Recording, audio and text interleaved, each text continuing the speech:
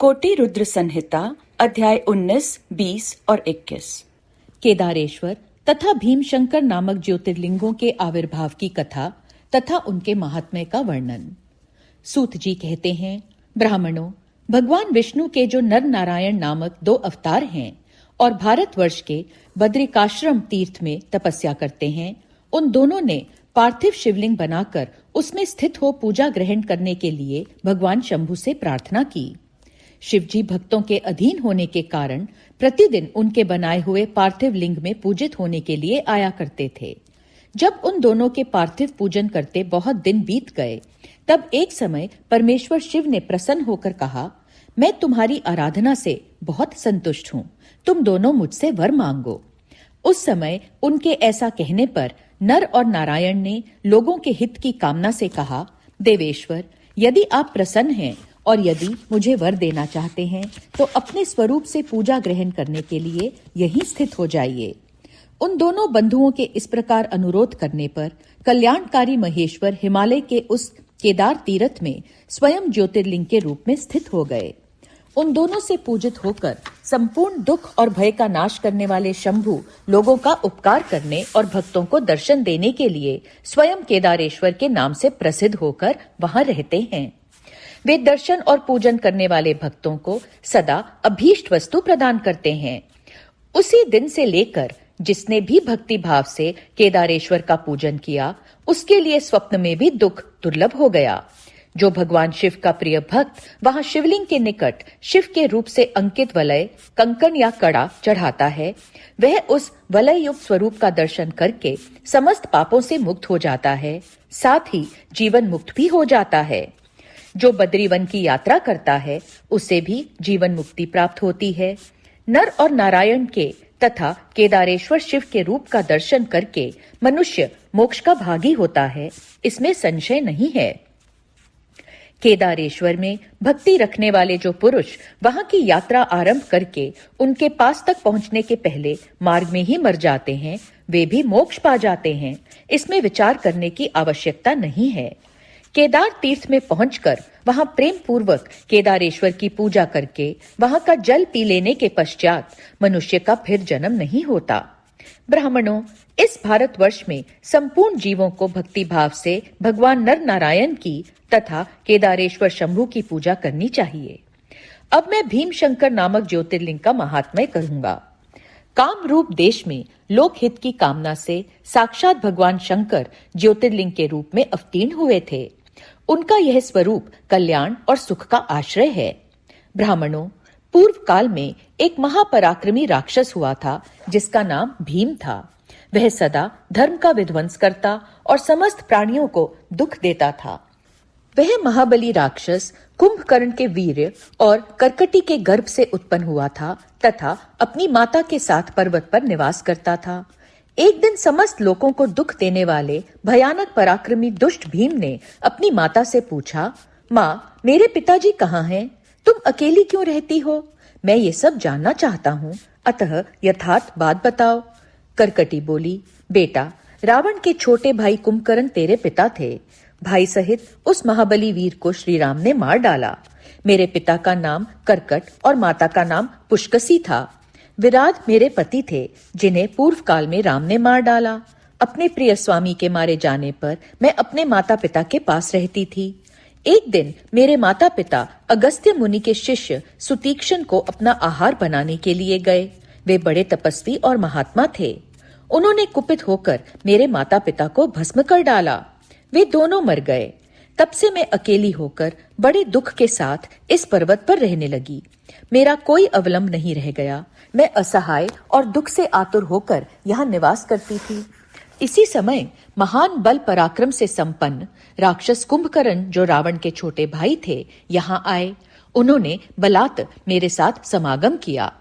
फिर वे मुझे छोड़कर लंका चले गए। तत्पश्चात तुम्हारा जन्म हुआ। तुम भी पिता के समान ही महान बलवान और पराक्रमी हो। अब मैं तुम्हारा ही सहारा लेकर यहाँ कालक्षेप करती हूँ।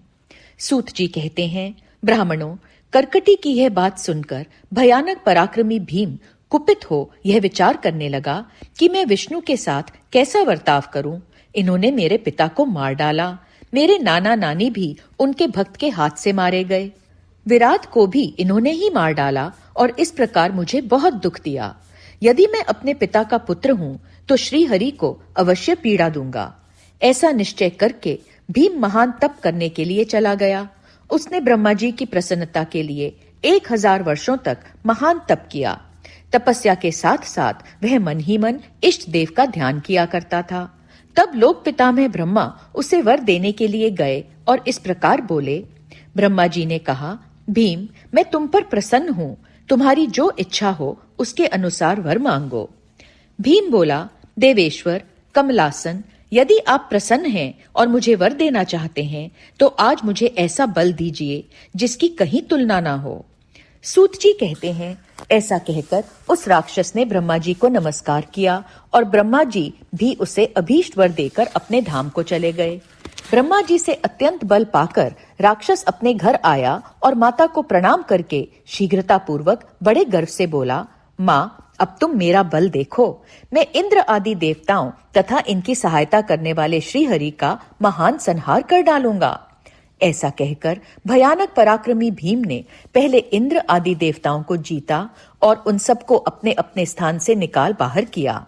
तदनंतर देवताओं की प्रार्थना से उनका पक्ष लेने वाले श्रीहरि को भी उसने युद्ध में हराया। फिर प्रसन्नता पूर्वक पृथ्वी को जीतना प्रारंभ किया। सबसे पहले वह कामरूप देश के राजा सुदक्षिण को जीतने के लिए गया। वहां राजा के साथ उसका भयंकर युद्ध हुआ। दुष्ट असुर भीम ने ब्रह्मा जी के दिए हुए वर के प्रभाव से शिव के आश्रित रहने वाले महावीर महाराज सुदक्षिण को परास्त कर दिया और सब सामग्रियों सहित उनका राज्य तथा सर्वस्व अपने अधिकार में कर लिया। भगवान शिव के प्रिय भक्त धर्म प्रेमी परम धर्मात्मा राजा को भी उसने कैद कर लिया और उनके पैरों में बेड़ी डालकर उन्हें एकांत स्थान में बंद कर दिया। वहां उन्होंने भगवान की प्रीति के लिए शिव की उत्तम पार्थिव मूर्ति बनाकर उन्हीं का भजन पूजन आरंभ कर दिया। उन्होंने बारंबार गंगा जी की स्तुति की और मानसिक स्नान आदि करके पार्थिव पूजन की विधि से शंकर जी की पूजा संपन्न की।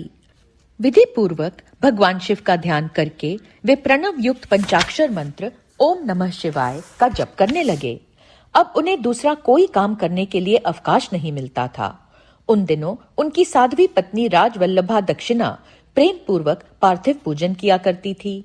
वे दंपत्ति अनन्य भाव से भक्तों का कल्याण करने वाले भगवान शंकर का भजन करते और प्रतिदिन उन्हीं की आराधना में तत्पर रहते थे। इधर वह राक्षस वर के अभिमान से मोहित होकर यज्ञ कर्म आदि सब धर्मों का लोप करने लगा और सबसे कहने लगा, तुम लोग सब कुछ मुझे ही दे दो। महर्षियों, दुरात्मा राक्षसों की बहुत बड़ी सेना साथ ले उसने सारी पृथ्वी को अपने वश में कर लिया। वह वेदों, शास्त्रों, स्मृतियों और पुराणों में बताए हुए धर्म का लोप करके शक्तिशाली होने के कारण सबका स्वयं ही उपभोग करने लगा। तब सब देवता आदि ऋषि अत्यंत पीड़ित हो महाकोशी के तट पर गए और शिव का आराधन तथा स्तवन करने लगे। उनके इस प्रकार स्तुति करने पर भगवान शिव अत्यंत प्रसन्न हो देवताओं से बोले, देवगण तथा महर्षियों, मैं प्रसन्न हूँ, वर मांगो, तुम्हारा कौन सा कार्य सिद्ध करूं? देवता बोले, देवेश्वर, आप अंतर्यामी हैं, अतः सबके मन की सारी बातें जानते हैं, आपसे कुछ भी अज्ञात नहीं है। प्रभु महेश्वर, कुंभकर्ण से उत्पन्न कर्कटी का बलवान पुत्र राक्षस भीम ब्रह्मा जी के दिए हुए वर से शक्तिशाली हो देवताओं को निरंतर पीड़ा दे रहा है। अतः आप इस दुखदायी राक्षस का नाश कर दीजिए, हम पर कृपा कीजिए, विलंब न कीजिए। शंभु ने कहा, देवताओं, काम रूप देश के राजा सुदक्षिण मेरे श्रेष्ठ भक्त हैं, उनसे मेरा एक संदेश कह दो, फिर तुम्हारा सारा कार्य शीघ्र ही पूरा हो जाएगा। उनसे कहना, कामरूप देश के अधिपति महाराज सुदक्षिण, प्रभु तुम मेरे विशेष भक्त हो, अतः प्रेम पूर्वक मेरा भजन करो। दुष्ट राक्षस भीम ब्रह्मा जी का वर पाकर प्रबल हो गया है, इसलिए उसने तुम्हारा तिरस्कार किया है, परंतु अब मैं उस दुष्ट को मार डालूंगा, इसमें संदेह नहीं है। सूत जी कहते हैं, ब्राह्मणों, तब उन सब देवताओं ने प्रसन्नता पूर्वक वहां जाकर उन महाराज से शंभु की कही हुई सारी बात कह सुनाई। उनसे वह संदेश कहकर देवताओं और महर्षियों को बड़ा आनंद प्राप्त हुआ और वे सब के सब शीघ्र ही अपने अपने आश्रम को चले गए।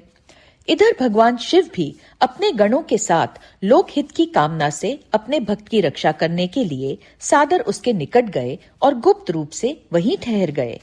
इसी समय काम रूप नरेश ने पार्थिव शिव के सामने गाढ़ ध्यान लगाना आरंभ किया।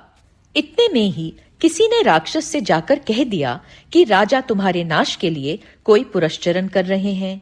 यह समाचार सुनते ही वह राक्षस कुपित हो उठा और उनको मार डालने की इच्छा से नंगी तलवार हाथ में लिए राजा के पास गया। वहां पार्थिव आदि जो सामग्री स्थित थी उसे देखकर तथा उसके प्रयोजन और स्वरूप को समझकर राक्षस ने यही माना कि राजा मेरे लिए कुछ कर रहा है, अतः सब सामग्रियों सहित इस नरेश को मैं बलपूर्वक अभी नष्ट कर देता हूँ। ऐसा विचार कर उस महाक्रोधी राक्षस ने राजा को बहुत डांटा और पूछा, क्या कर रहे हो? राजा ने भगवान शंकर पर रक्षा का भार सौंपकर कहा, मैं चराचर जगत के स्वामी भगवान शिव का पूजन करता हूँ। तब राक्षस भीम ने भगवान शंकर के प्रति बहुत तिरस्कार युक्त दुर्वचन कहकर राजा को धमकाया और भगवान शंकर के पार्थिव लिंग पर तलवार चलाई। वह तलवार उस पार्थिव लिंग का स्पर्श भी नहीं करने पाई कि उससे साक्षात भगवान हर वहां प्रकट हो गए और बोले, देखो मैं भीमेश्वर हूँ और अपने भक्त की रक्षा के लिए प्रकट हुआ हूँ। मेरा पहले से ही यह व्रत है कि मैं सदा अपने भक्त की रक्षा करूं। इसलिए भक्तों को सुख देने वाले मेरे बल की ओर दृष्टिपात करो। ऐसा कहकर भगवान शिव ने पिनाक से उसकी तलवार के 2 टुकड़े कर दिए। तब उस राक्षस ने फिर अपना त्रिशूल चलाया, परंतु शंभु ने उस दुष्ट के त्रिशूल के भी सैकड़ों टुकड़े कर डाले।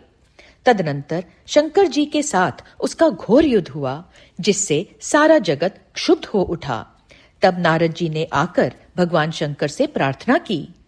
नारद बोले, लोगों को भ्रम में डालने वाले महेश्वर, मेरे नाथ आप क्षमा करें, क्षमा करें। तिनके को काटने के लिए कुल्हाड़ा चलाने की क्या आवश्यकता है? शीघ्र ही इसका संहार कर डालिए। नारद जी के इस प्रकार प्रार्थना करने पर भगवान शंभु ने हुंकार मात्र से उस समय समस्त राक्षसों को भस्म कर डाला। मुने, सब देवताओं के देखते देखते शिवजी ने उन सारे राक्षसों को दग्ध कर दिया। तदनंतर भगवान शंकर की कृपा से इंद्र आदि समस्त देवताओं और मुनीश्वरों को शांति मिली तथा संपूर्ण जगत स्वस्थ हुआ। उस समय देवताओं और विशेषतः मुनियों ने भगवान शंकर से प्रार्थना की कि प्रभु आप यहाँ लोगों को सुख देने के लिए सदा निवास करें। यह देश निंदित माना गया है, यहाँ आने वाले लोगों को प्रायः दुख ही प्राप्त होता है, परंतु आपका दर्शन करने से यहाँ सबका कल्याण होगा। आप भीम शंकर के नाम से विख्यात होंगे और सबके संपूर्ण मनोरथों की सिद्धि करेंगे। आपका यह ज्योतिर्लिंग सदा पूजनीय और समस्त आपत्तियों का निवारण करने वाला होगा।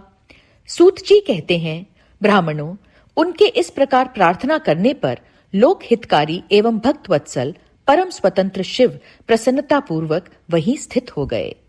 कोटि रुद्र संहिता अध्याय 22 विश्वेश्वर ज्योतिर्लिंग और उनकी महिमा के प्रसंग में पंचक्रोशी की महत्ता का प्रतिपादन। सूत जी कहते हैं, मुनिवरों, अब मैं काशी के विश्वेश्वर नामक ज्योतिर्लिंग का महात्म्य बताऊंगा, जो महापातकों का भी नाश करने वाला है। तुम लोग सुनो। इस भूतल पर जो कोई भी वस्तु दृष्टि गोचर होती है, वह सच्चिदानंद स्वरूप, निर्विकार एवं सनातन ब्रह्म रूप है। अपने कैवल्य अद्वैत भाव में ही रमने वाले उन अद्वितीय परमात्मा में कभी 1 से 2 हो जाने की इच्छा जागृत हुई। फिर वे ही परमात्मा सगुण रूप में प्रकट हो शिव कहलाए। वे शिव ही पुरुष और स्त्री 2 रूपों में प्रकट हुए। उनमें जो पुरुष था उसका शिव नाम हुआ और जो स्त्री हुई उसे शक्ति कहते हैं। उस चिदानंद स्वरूप शिव और शक्ति ने स्वयं अदृष्ट रहकर स्वभाव से ही 2 चेतनों, प्रकृति और पुरुष की सृष्टि की। मुनिवरों, उन दोनों माता पिताओं को उस समय सामने ना देखकर वे दोनों प्रकृति और पुरुष महान संशय में पड़ गए। उस समय निर्गुण परमात्मा से आकाशवाणी प्रकट हुई, तुम दोनों को तपस्या करनी चाहिए, फिर तुमसे परम उत्तम सृष्टि का विस्तार होगा। वे प्रकृति और पुरुष बोले, प्रभु शिव, तपस्या के लिए तो कोई स्थान है ही नहीं, फिर हम दोनों इस समय कहाँ स्थित होकर आपकी आज्ञा के अनुसार तप करें? तब निर्गुण शिव ने तेज के सारभूत 5 कोस लंबे चौड़े शुभ एवं सुंदर नगर का निर्माण किया, जो उनका अपना ही स्वरूप था। वह सभी आवश्यक उपकरणों से युक्त था। उस नगर का निर्माण करके उन्होंने उसे उन दोनों के लिए भेजा। वह नगर आकाश में पुरुष के समीप आकर स्थित हो गया। तब पुरुष श्री हरि ने उस नगर में स्थित हो सृष्टि की कामना से शिव का ध्यान करते हुए बहुत वर्षों तक तप किया। उस समय परिश्रम के कारण उनके शरीर से श्वेत जल की अनेक धाराएं प्रकट हुई, जिनसे सारा शून्य आकाश व्याप्त हो गया। वहां दूसरा कुछ भी दिखाई नहीं देता था। उसे देखकर भगवान विष्णु मन ही मन बोल उठे, यह कैसी अद्भुत वस्तु दिखाई देती है। उस समय इस आश्चर्य को देखकर उन्होंने अपना सिर हिलाया, जिससे उन प्रभु के सामने ही उनके एक कान से मणि गिर पड़ी। जहां वह मणि गिरी, वह स्थान मणिकर्णिका नामक महान तीर्थ हो गया। जब पूर्वोक्त जल राशि में वह सारी पंचक्रोशी डूबने और बहने लगी, तब निर्गुण शिव ने शीघ्र ही उसे अपने त्रिशूल के द्वारा धारण कर लिया। फिर विष्णु अपनी पत्नी प्रकृति के साथ वहीं सोए। तब उनकी नाभि से एक कमल प्रकट हुआ और उस कमल से ब्रह्मा उत्पन्न हुए। उनकी उत्पत्ति में भी शंकर का आदेश ही कारण था। तदनंतर उन्होंने शिव की आज्ञा पाकर अद्भुत सृष्टि आरंभ की। ब्रह्मा जी ने ब्रह्मांड में 14 भुवन बनाए। ब्रह्मांड का विस्तार महर्षियों ने 50 करोड़ योजन का बताया है। फिर भगवान शिव ने यह सोचा कि ब्रह्मांड के भीतर कर्म पाश से बंधे हुए प्राणी मुझे कैसे प्राप्त कर सकेंगे।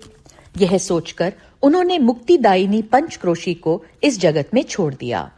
यह पंचक्रोशी काशी लोक में कल्याणदायिनी, कर्म बंधन का नाश करने वाली, ज्ञानदात्री तथा मोक्ष को प्रकाशित करने वाली मानी गई है।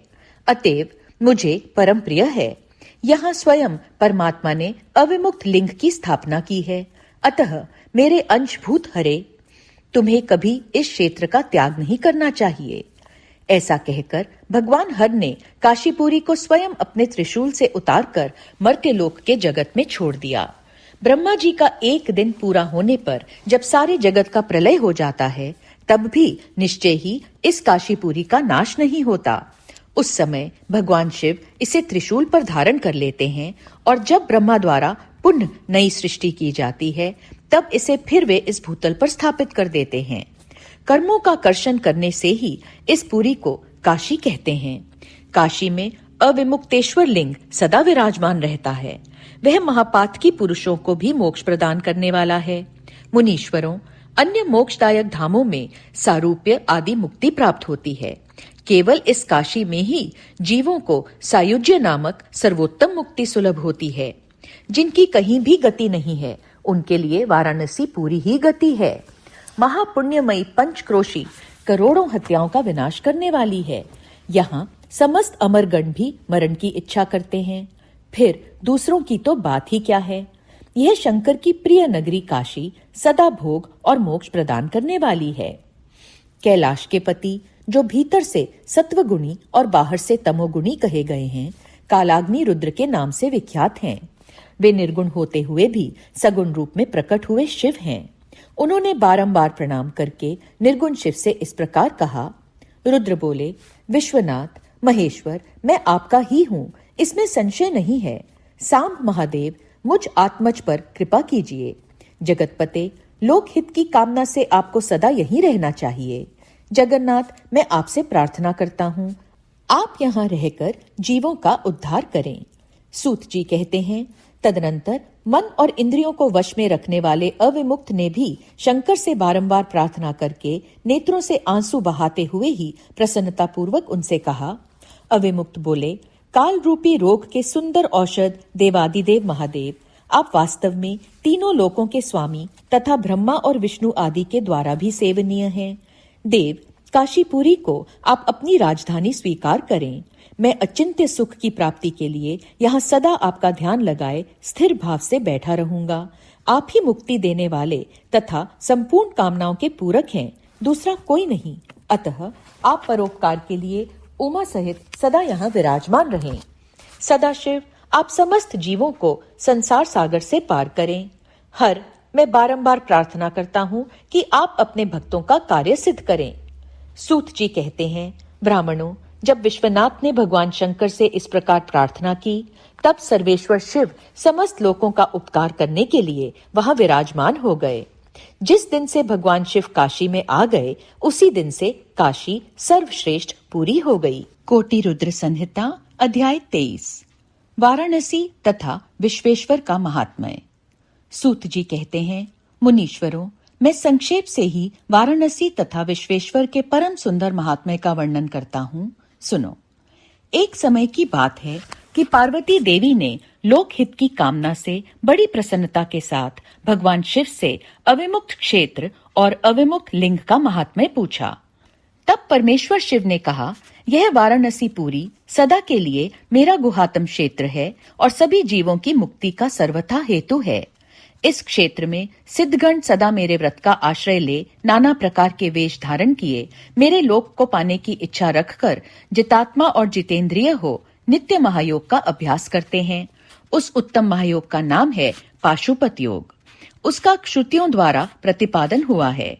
वह भोग और मोक्ष रूप फल प्रदान करने वाला है। महेश्वरी, वाराणसी पुरी में निवास करना मुझे सदा ही अच्छा लगता है। जिस कारण से मैं सब कुछ छोड़कर काशी में रहता हूँ, उसे बताता हूँ, सुनो। जो मेरा भक्त तथा मेरे तत्व का ज्ञानी है, वे दोनों अवश्य ही मोक्ष के भागी होते हैं। उनके लिए तीर्थ की अपेक्षा नहीं है। विहित और अविहित दोनों प्रकार के कर्म उनके लिए समान हैं। उन्हें जीवन मुक्त ही समझना चाहिए। वे दोनों कहीं भी मरें, तुरंत ही मोक्ष प्राप्त कर लेते हैं। यह मैंने निश्चित बात कही है। सर्वोत्तम शक्ति देवी उमे, इस परम उत्तम अविमुक्त तीर्थ में जो विशेष बात है, उसे तुम मन लगाकर सुनो। सभी वर्ण और समस्त आश्रमों के लोग, चाहे वे बालक, जवान या बूढ़े कोई भी क्यों ना हो, यदि इस पुरी में मर जाएं तो मुक्त हो ही जाते हैं, इसमें संशय नहीं है। स्त्री अपवित्र हो या पवित्र, कुमारी हो या विवाहिता, विधवा हो या वंध्या, रजस्वला, प्रसूता, संस्कारहीना अथवा जैसी तैसी कैसी ही क्यों ना हो, यदि इस क्षेत्र में मरी हो तो अवश्य मोक्ष की भागिनी होती है, इसमें संदेह नहीं है।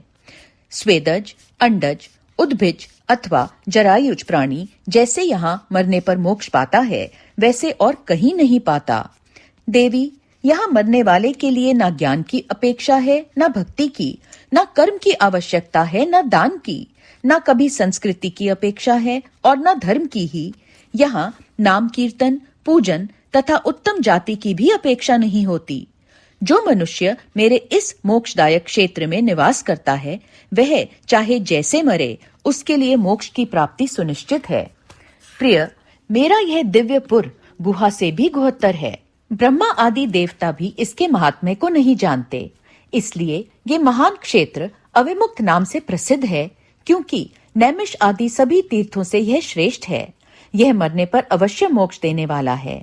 धर्म का सार सत्य है, मोक्ष का सार समता है तथा समस्त क्षेत्रों एवं तीर्थों का सार यह अविमुक्त तीर्थ काशी है, ऐसी विद्वानों की मान्यता है। इच्छानुसार भोजन, शयन, क्रीड़ा तथा विविध कर्मों का अनुष्ठान करता हुआ भी मनुष्य यदि इस अविमुक्त तीर्थ में प्राणों का परित्याग करता है, तो उसे मोक्ष मिल जाता है। जिसका चित्त विषयों में आसक्त है और जिसने धर्म की रुचि त्याग दी है, वह भी यदि इस क्षेत्र में मृत्यु को प्राप्त होता है, तो पुण्य संसार बंधन में नहीं पड़ता। फिर जो ममता से रहित, धीर, सत्वगुणी, दंभहीन, कर्म कुशल और कर्तापन के अभिमान से रहित होने के कारण किसी भी कर्म का आरंभ ना करने वाले हैं, उनकी तो बात ही क्या है। वे सब मुझ में ही स्थित हैं। इस काशीपुरी में शिव भक्तों द्वारा अनेक शिवलिंग स्थापित किए गए हैं। पार्वती, वे संपूर्ण अभीष्टों को देने वाले और मोक्षदायक हैं। चारों दिशाओं में 5-5 कोस फैला हुआ यह क्षेत्र अविमुक्त कहा गया है। यह सब ओर से मोक्षदायक है। जीव को मृत्यु काल में यह क्षेत्र उपलब्ध हो जाए तो उसे अवश्य मोक्ष की प्राप्ति होती है। यदि निष्पाप मनुष्य काशी में मरे तो उसका तत्काल मोक्ष हो जाता है, और जो पापी मनुष्य मरता है वह काय व्यूहों को प्राप्त होता है। उससे पहले यातना का अनुभव करके ही पीछे मोक्ष की प्राप्ति होती है। सुंदरी, जो इस अविमुक्त क्षेत्र में पातक करता है, वह हजारों वर्ष तक भैरवी यातना पाकर पाप का फल भोगने के पश्चात ही मोक्ष पाता है। शतकोटि कल्पों में भी अपने किए हुए कर्म का क्षय नहीं होता। जीव को अपने द्वारा किए गए शुभाशुभ कर्म का फल अवश्य ही भोगना पड़ता है। केवल अशुभ कर्म नरक देने वाला होता है, केवल शुभ कर्म स्वर्ग की प्राप्ति कराने वाला होता है तथा शुभ और अशुभ दोनों कर्मों से मनुष्य योनि की प्राप्ति बताई गई है। अशुभ कर्म की कमी और शुभ कर्म की अधिकता होने पर उत्तम जन्म प्राप्त होता है। शुभ कर्म की कमी और अशुभ कर्म की अधिकता होने पर यहाँ अधम जन्म की प्राप्ति होती है। पार्वती, जब शुभ और अशुभ दोनों ही कर्मों का क्षय हो जाता है तभी जीव को सच्चा मोक्ष प्राप्त होता है। यदि किसी ने पूर्व जन्म में आदर पूर्वक काशी का दर्शन किया है तभी उसे इस जन्म में काशी में पहुंचकर मृत्यु की प्राप्ति होती है। जो मनुष्य काशी जाकर गंगा में स्नान करता है उसके क्रियमाण और संचित कर्म का नाश हो जाता है, परंतु प्रारब्ध कर्म भोगे बिना नष्ट नहीं होता, यह निश्चित बात है।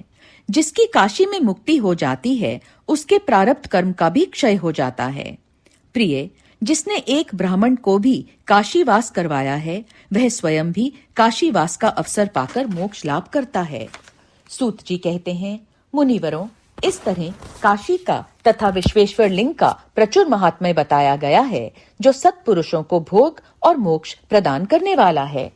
इसके बाद मैं त्रयंबक नामक ज्योतिर्लिंग का महात्म्य बताऊंगा जिसे सुनकर मनुष्य क्षण भर में समस्त पापों से मुक्त हो जाता है। कोटि रुद्र संहिता अध्याय 24 और 25।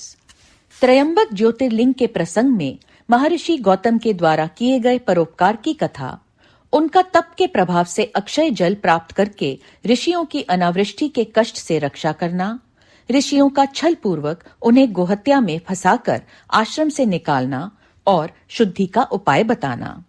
सूत जी कहते हैं, मुनिवरों, सुनो, मैंने सद्गुरु व्यास जी के मुख से जैसी सुनी है उसी रूप में एक पाप नाशक कथा तुम्हें सुना रहा हूँ। पूर्व काल की बात है, गौतम नाम से विख्यात एक श्रेष्ठ ऋषि रहते थे जिनकी परम धार्मिक पत्नी का नाम अहल्या था। दक्षिण दिशा में जो ब्रह्मगिरी है वहीं उन्होंने 10,000 वर्षों तक तपस्या की थी। उत्तम व्रत का पालन करने वाले महर्षियों, एक समय वहां 100 वर्ष तक बड़ा भयानक अवर्षण हो गया। सब लोग महान दुख में पड़ गए। इस भूतल पर कहीं गीला पत्ता भी नहीं दिखाई देता था। फिर जीवों का आधारभूत जल कहां से दृष्टिगोचर होता। उस समय मुनि, मनुष्य, पशु, पक्षी और मृग सब वहां से 10 दिशाओं में चले गए। तब गौतम ऋषि ने 6 महीने तक तप करके वरुण को प्रसन्न किया। वरुण ने प्रकट होकर वर मांगने को कहा। ऋषि ने वृष्टि के लिए प्रार्थना की।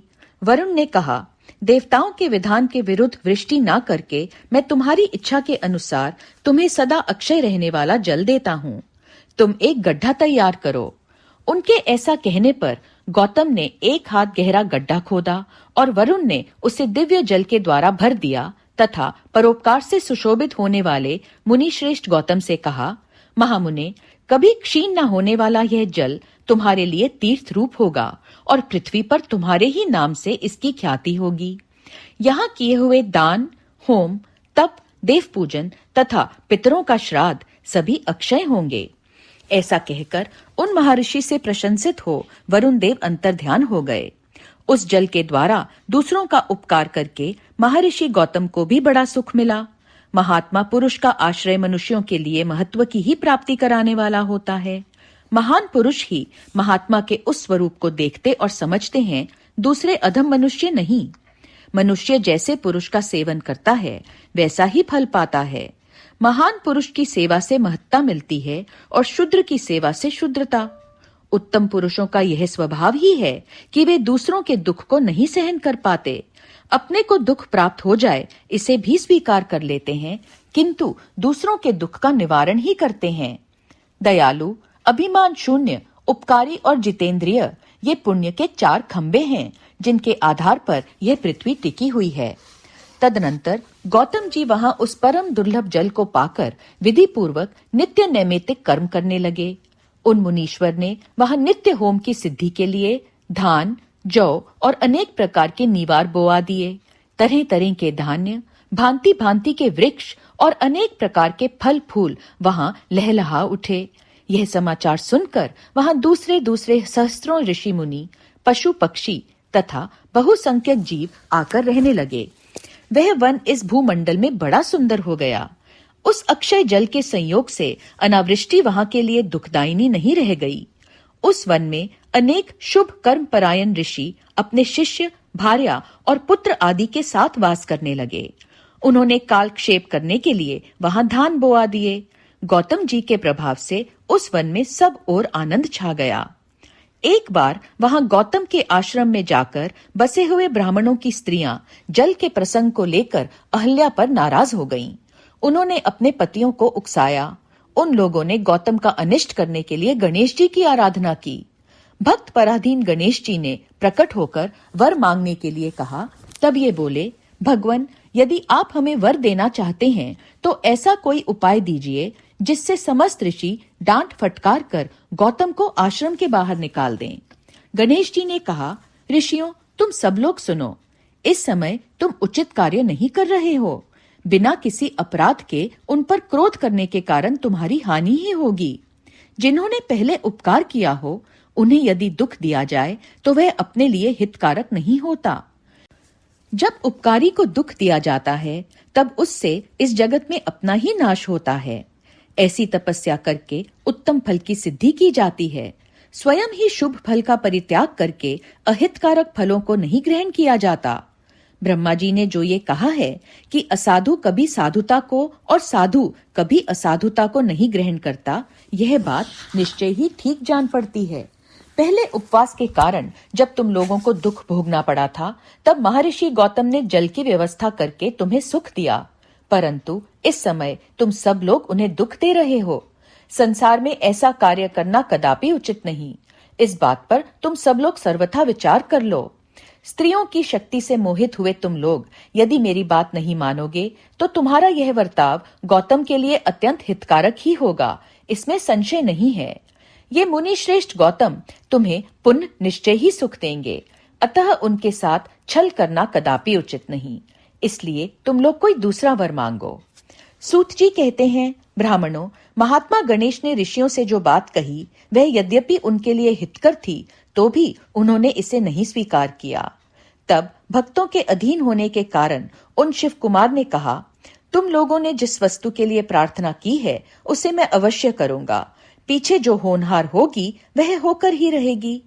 ऐसा कहकर वे अंतर्ध्यान हो गए। मुनीश्वरों, उसके बाद उन दुष्ट ऋषियों के प्रभाव से तथा उन्हें प्राप्त हुए वर के कारण जो घटना घटित हुई उसे सुनो।